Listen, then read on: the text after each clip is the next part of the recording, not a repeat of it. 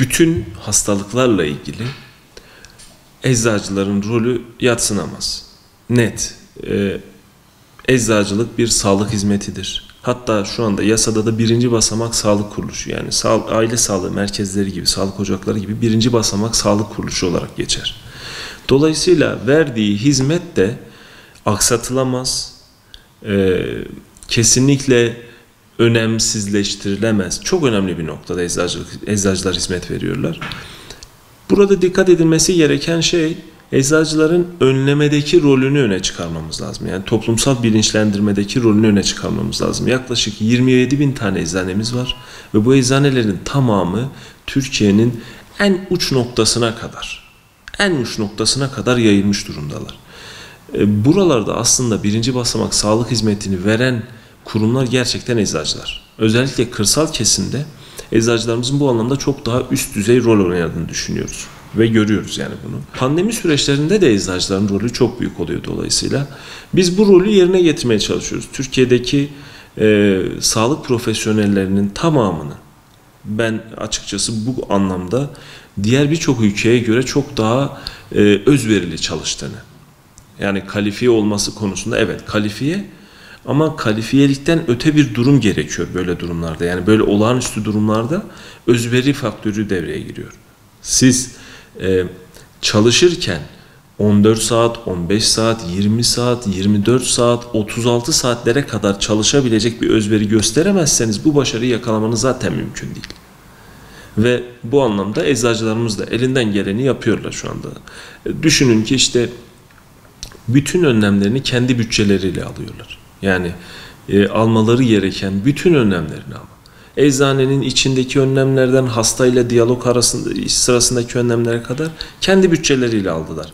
Yani bizim yaptıklarımız da sonuçta onların bütçesi. Oda olarak yaptıklarımız da eczacılarımızın bütçesi.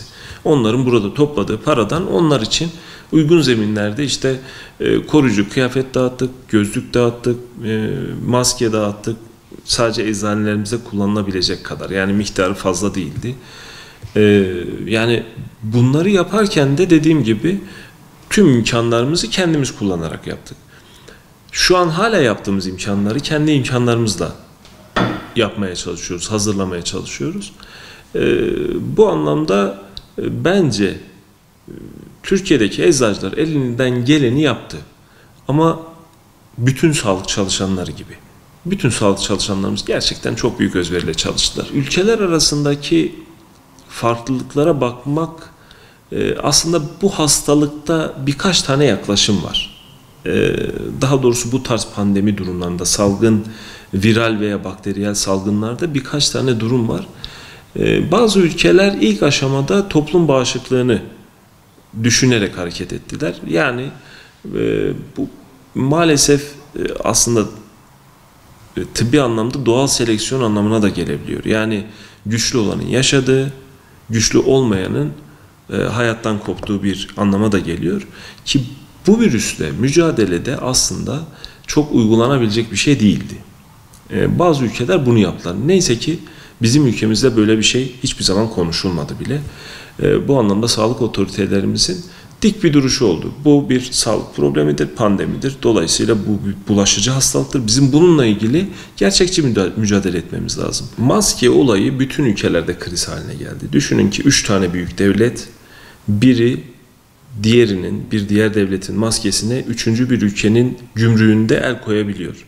2 katı para verip veya işte başka bir şey kullanıp, siyasi baskı kullanıp, politik baskı kullanıp bir şekilde el koyabiliyor. Yani maske bu kadar problemli bir noktaya geldi. Bütün ülkelerde, dünyanın hepsinde böyle bir noktaya geldi. Evet, ülkemizde de maske problemi yaşandı, dezenfektan problemi yaşandı, kolonya problemi bile yaşandı ülkemizde. Yani dolayısıyla bu tıbbi gerekçeyle kullanılacak bazı malzemelerin ulaştırılmasında, tedariğinde gerçekten problemler oluştu. Hatta ilimizde de 2 tane eczanemize ceza uygulandı. Tabi itiraz süreçleri oldu, bitti. Şu anda 2 eczanemizin cezası iptal edildi. Onun da bilgisini vermiş olayım size. Zannediyorum bir teknik aksaklık nedeniyle cezalar uygulanmış. Yani bir yorumlama hatası. Çünkü Biz de tutanakları inceledik. Cezalık bir durumları yok, fahiş bir durumları yok yani. Burada maskelerin eczanelere ulaşması ile ilgili ya da dağıtım satış noktalarına ulaşması ile ilgili bir sıkıntı vardı. Maske üreticiden itibaren, ama temel sıkıntı aracılarda, üreticilerden itibaren yükseldi. Ve çok ciddi yükseldi. Tabi arz talep dengesizliği ortaya çıkınca bu tarz şeylerin görülmesi çok olağan. Maskelerin ücretsiz dağıtılması ile ilgili biz daha önce çok demeç verdik. Biz kesinlikle destekledik ücretsiz dağıtılmasını. Ama aması var bunun. Bu şekilde değil. Yani düşünün ki bir eczane, yani bir hasta bir eczaneye girip maskesini alabilecekken maske tedarik edemeyen eczacılarımız yüzünden. Yani eczaneye maske ulaştırılmamış, yeterince maske gelmemiş. Yani şöyle düşünün. Van'da 116 eczane var. Günlük 500 adet maske geleceği söylendi. Bu da 58 bin demek. Van için söylüyorum. Van'ın ilçeleriyle beraber 85 bin maske demek günlük. Hiçbir zaman günlük 85 bin maske gelmedi. Yani 3-4 gün arayla geldiği oldu.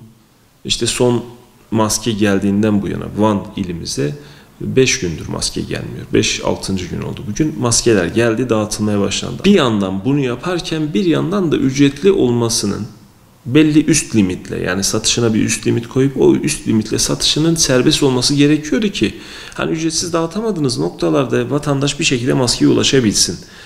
Çünkü biliyorsunuz marketler, bankalar, toplu alanların hiçbir maske ücretsiz, maskesiz vatandaş kabul edemiyor. Yasa böyle çünkü, kararname böyle. Orada bir eksikliğimiz, bir sıkıntımız oldu ve bu krizi derinleştirdi. Ancak işte Cumhurbaşkanlığının yaptığı açıklamada ücretiyle satılmasının önünün açılacağı düşünüldüğü, daha genelge çıkmadı veya kararname çıkmadı. Kim satacak, nasıl satacak, bir üst limiti olacak mı veya olacaksa ne kadar olacak gibi sorular hala mevcut. Dolayısıyla biz eczanelerimizde hala satamıyoruz. Bu belirsizlik ortamında satmanın bize doğurabileceği sıkıntıyı biliyoruz. Bir de tabii satışı yasaklanınca eczaneleri de satışı olmadı. Dolayısıyla maske üreticileri bizlere fatura kesemediler. Ondan dolayı da uzun süredir maskeyi bulundurmuyorduk. Şimdi tekrar maske bulundurmak zorunda olacağız. Maske ile ilgili krizimiz biraz bundan kaynaklandı. Bizim aslında alım gücü düşük ya da piyasanın biraz daha kontrol altına alınabilmesi için alım gücü düşük vatandaşlara ya da tüm vatandaşlara, hiçbir sıkıntı yok bunda, hiçbir beis yok, dönemsel ücretsiz maske dağıtılmasını biz destekliyoruz. Bunda bence en güzel uygulamalardan biriydi. Eksiklikleri çok oldu. O da krize dönüştürdü. İşte eczacılarla vatandaş arasında kriz oluştu. Hani umuyorum bundan sonra bu krizi tekrar yaşamayız. Dezenfektan konusunda da aynı krizi yaşadık. Kolonya konusunda da aynı krizi yaşadık. Şimdi içinde bulunduğumuz durumda dezenfektan biraz azaldı. Dezenfektan sıkıntıları biraz azaldı. Biz de devreye girdik. Birliğimizin bir iştirakı, bir kuruluşu var, Novogenix diye. Şimdi o Novogenix'imiz aracılığıyla dezenfektan üretiyoruz artık. Bütün eczanelerimize daha uygun fiyata dezenfektan satmak için devreye girdik ve şu an üretimler başladı. Eczanelerden de bu ürünlere ulaşabilecekler vatandaşlarımız. Normalleşme kavramı ne olacak? Biz kendi aramızda onu konuşuyoruz sürekli. Normalleşmeden biz ne anlıyoruz? Tamamen eskiye dönmeyi anlıyorsak yanlış. Olmamalı. Yani olabilir ama olmamalı. Nasıl olmamalı? Örneğin bizim bu ayın 11'inde açılacak kuruluşlardan biri olarak söylüyorum. Kişisel bakımımızın yapıldığı noktaların kesinlikle eskisi gibi çalışmaması lazım. Belli standartlara kavuşması lazım. Yani 2 kişiye aynı havlu kullanılması, 2 kişiye aynı tıbbi ürünün kullanılması. Yani tırnak bile kesiyorsanız bu tıbbi bir işlemdir. Çünkü insana dair bir şeydir.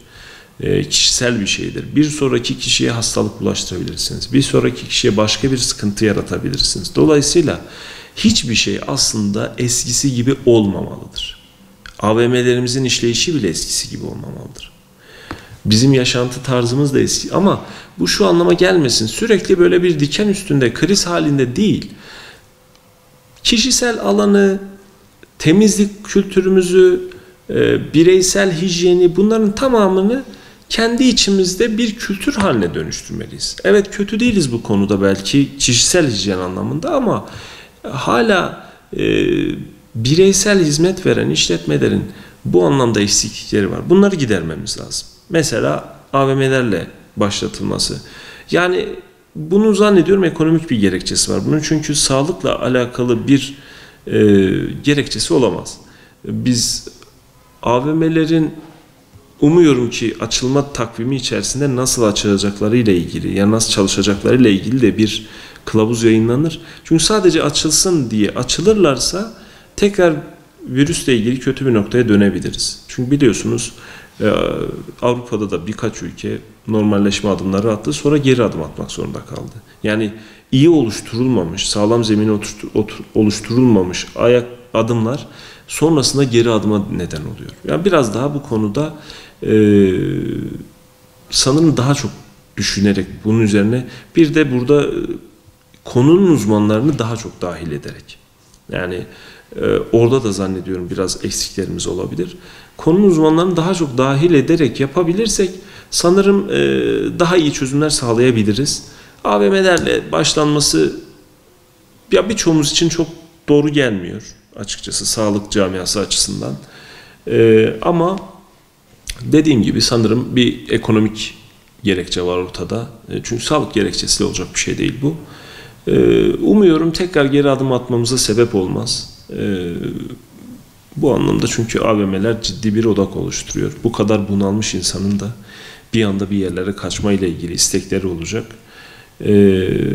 Bu anlamda insanlarımızın da sıkıldığı bir noktada sadece AVM'ler riskli olabilir diye düşünüyoruz.